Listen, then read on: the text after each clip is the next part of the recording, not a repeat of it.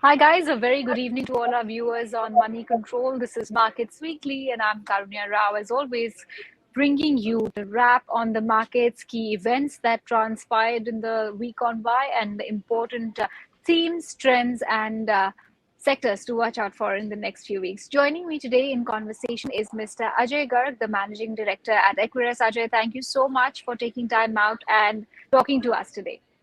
Thanks, Karunya. Well, It's always a Ajay, pleasure first to be on a things show like yours, yeah. always a pleasure to get insights from someone like you, Ajay. But given how the markets have been behaving, if you look at despite all the volatility, both Sensex and Nifty continue to be close to 9% off from their all-time highs. But if we keep in mind the fact that a lot of retail investors have lost a significant part of their investments, a significant part of their hard-earned money, what would you tell them? How should they position themselves in a market like this? What should be their strategy? So, Karunya, I think our approach has always been sector and stock specific.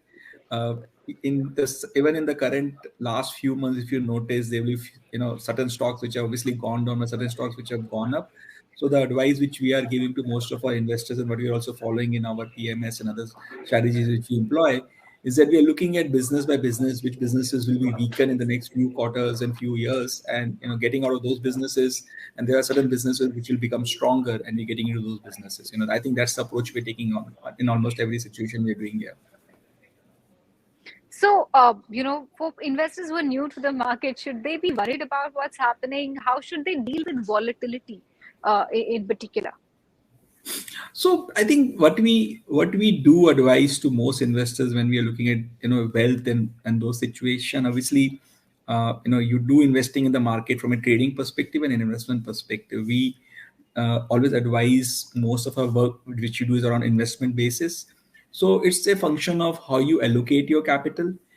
If you're allocating your capital vis-a-vis equity and fixed income, and you do it from a long-term perspective point of view, focus on that.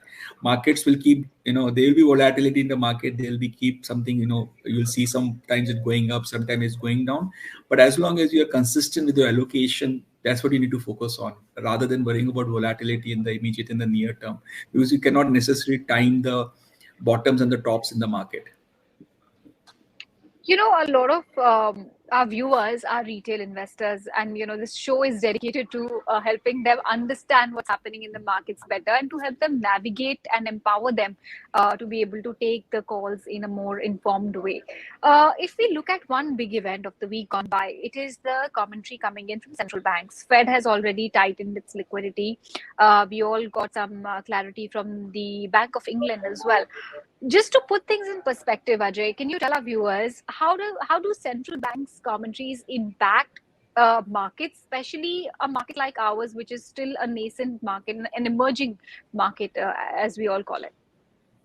So, okay, there are two commentaries here. One is in terms of any rise in interest rate globally does theoretically impact flows to the equities market. At the same point in time, when we look at the Indian markets, it's a variable which we don't see impacting a lot. But yes, in general, whenever interest rate rises, the belief is that the flows to equity market will go down. And I think what you have seen in terms of prices, it's a function of demand supply. So if there are less money coming in, then theoretically prices will come down. So should they be worried? I mean, with whatever No, is I happening? think from Indian market point of view, not really too worried about that data point at all. Ajay, one very interesting trend that we've all seen, or an outshiner that we've spotted, is IT index. Can you tell us what is happening there? Because amid whatever is going on in the broader markets, on the benchmark indices, banking stocks, IT index has been able to outperform, and quite impressively so. So, Karunya, if you sort of started seeing this, and this is something which started in a year and a half back, when the people were trying to cope from this whole COVID impact, there's been a significant investments have movement towards automation, digitization, making business work in a more non-physical format. And I think there were obviously companies who were there were obviously many types of companies. Some companies who were way ahead in their in the digitization and automation Yeah. spend. There were few companies who were getting there, but now it's become an imperative because physical contact and working in a physical sales and all is becoming more and more difficult, given what has happened in the continuous lockdown and other scenarios. So everyone has to work in a virtual situation. So that's where the investments in IT and IT systems is going across the board. Whichever businesses have to be relevant in this space have to have the best of the digital and IT systems, and that is sort of driving the numbers for most IT players. On top of that, you also seen that the rupee is also becoming weaker. So whenever the dollar becomes stronger, also that also improves the earnings at the IT company level. So I think given those two data points, you're not surprised to see the way the IT index is behaving. If we look at the big trends of the year gone by, 2021, one cannot help but talk about the primary markets, the immense amount of action that we've seen in the IPOs. But of late, it has mellowed down a bit. It has tempered a bit. Do you think the retail investor is more empowered and is more seasoned now than he was at the start of the year and is weighing his options when it comes to investing in the IPO instead of just jumping onto the frenzy? Now, I think we have seen a much large, we have never seen this type of maturity, both in the retail, HNI, and the investor community when it comes to ECM and capital market transactions, as we have seen in the last 12 months. There are, even in this environment, yeah, you have few instances of where IPOs are getting phenomenal subscription, but you also have few instances where, despite having some of the best backers for the stocks, we have not seen the type of impact investor interest which should be there when a typical bull market is. So there is obviously a serious discerning behavior being demonstrated by institutional retail and HNI investors when you look at subscriptions of some of the large IPOs also. So given that data point, I think they are there is a good level of maturity being demonstrated.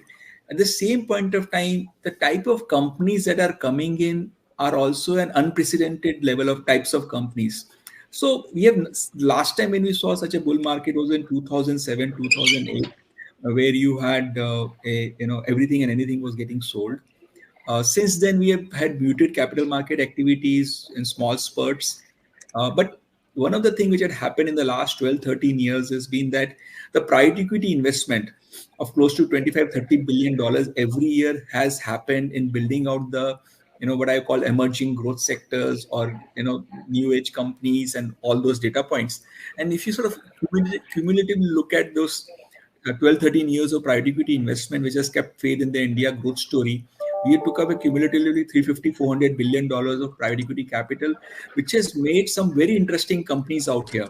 So the type of companies you are seeing, whether they are in the digital space, new brands, retail, technology, fashion. So the type of companies that are coming out are, the capital markets have never seen this type of companies in the past. So I would still believe that, and there's far more pipeline out there. So I still think that the quality of companies are still very attractive. Markets are showing a maturity around pricing. So I believe that there will be still opportunities to be made out there. Yes, whenever there is IPO which sort of seems expensive, then the market is giving its own reaction. But otherwise, we are seeing a great amount of capital market activity. We have never been as busy ever in the last 12 months as we are now. Right. Yeah, a lot of our viewers are also sending in their questions and queries. Ajay, let's address one of them since we're talking about the big themes of 2021.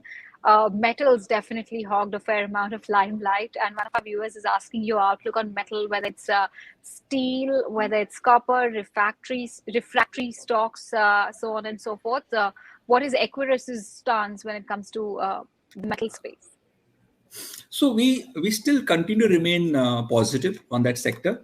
But the type of run up which one has seen in the sector, I don't expect the same type of run up happening. But there's been definitely continue to be a good momentum out there. So we continue to remain positive in that sector. Okay, but any favorites you have, whether it's ferrous, non-ferrous, refractory stocks, like our viewer was also pointing out? I would not be able to sort of have a very specific on that one, Karunya. Okay, okay. Well, some more questions are trickling in. How do you see the upcoming budget and what could be the impact on the markets? Typically, if you help us do some trend spotting, how do the markets tend to behave in the run up to budget? Of course, in the rest of the year after the budget, we've always seen benchmark indices do close with a gain. The entire month also typically does well in the month of February. But in the run up to budget, what should investors expect? How would the markets behave in your view? So I think to a large extent, what needs to be seen is in terms of how government gives a direction to the fiscal deficit. We did see that the government did have a long spending budget, which got delayed in execution because of how the second lockdown and the second wave of which happened in the month of April, May did delay things. But there is still a clear fiscal deficit which one continues to run, and we continue to see as to how government continues to sort of make the investments required to keep moving the economy at the growth rate which we are anticipating. So one will have to see the fiscal deficit number, and I'm obviously of the view that there will be a still, given the way the RBI also came in last earlier this month, that there continues to be a bias towards growth, and if that continues, we will definitely look forward to the momentum continuing. Okay, well said. Our viewers also sending some questions on FII selling. How big a concern is that for the markets? While yes, we have seen a record amount of inflow when it comes to domestic investors, but FII selling also has been a bit of a pain point for the overall market mood. So I think there is good news and bad news in that data point.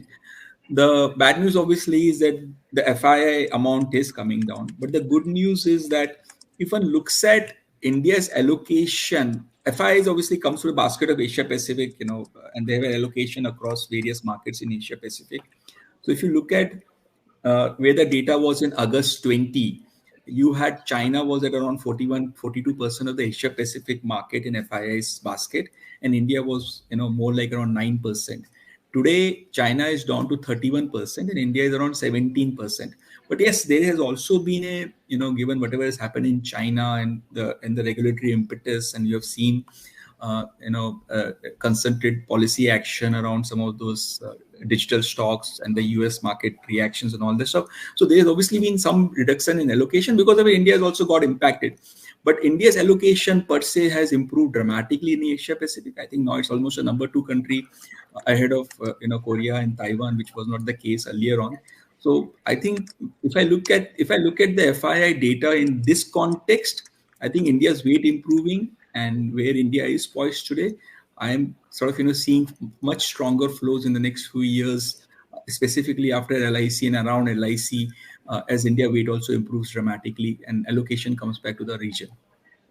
How do you see the LIC listing, affecting or rather impacting the overall insurance basket, the listed insurance universe that right now we have in the Indian markets? Do you see it drastically change the game, change the valuation game as well, perhaps, for insurance companies? See, this is the first time at a company which will be at such a scale and size getting listed in India, and it dramatically, if you look at the total market cap of the country, we are talking about 250 lakh crores, and LIC itself, from the valuations which have been talked about, will be 4-5% of the market. We've never seen in a situation of such large coming in. So obviously, as the market cap depth improves, liquidity and depth improves, allocation also improves. So I see this from a context of a game changer. I written an article also last year back that if you compare to what happened to China Life, which did the IPO in 2003, and the impact that data point had in the China market and overseas allocation from 2003 to 2007, if the same thing happens in the Indian market, I'm a big buyer in the Indian stock today. I was just going to ask you about your sectoral picks for the fresh year. But one of our viewers is also asking us, apart from IT, which sectors of the economy are likely to see good earnings growth? Apart from IT, of course, being an obvious candidate, which where else can you see good earnings growth coming in for the next 1 year odd? See, earnings growth is going to be almost, I think every sector will show good earnings growth because of, the base effect of COVID numbers in FY21 are what they are, that. So if you look at it, and I think we have seen the COVID impacting even this first quarter of FY22 and the second quarter also. So whatever next 6 quarters you see, you will definitely see good growth compared to quarter on quarter basis. Uh, Having said that, I would be definitely looking at which are the sectors where there's going to be good growth momentum, because we have heard even Mr. Birla talk about mahotsav of capex, private investment. Capital goods stocks. We would continue to remain bullish on that. We have not seen. I think after a very strong equity market like the way it was for the last 2 years now, we expect, the way generally the behavior we have seen in the past also, the real estate sector follows thereafter. You'll start seeing, allocation to real estate, specifically given the benign interest rate scenario. We are already seeing that stocks also moving up in that sector. So those are the two sectors we will definitely look out for: capital goods and real estate. We're clearly seeing a lot of questions trickling in for IT specific, investments. One of the viewers has said that auto, FMCG, metals, banks, all of them look like they're in the grip of the bears. Should one move their money and allocate all the capital to IT sector? And if yes, should they look at large caps or mid cap IT stocks? Do you have a view on this?